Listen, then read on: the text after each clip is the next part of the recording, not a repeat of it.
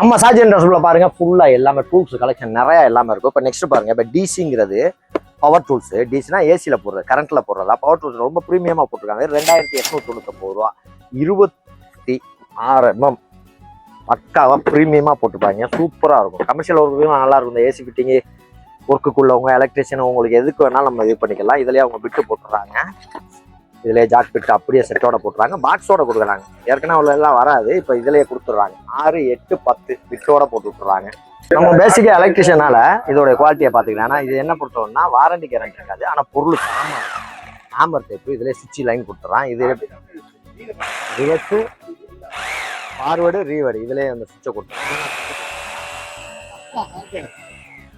Next பாருங்க, இது ஆம்பரு, இது நார்மல் மாதிரி வந்துருக்கும்.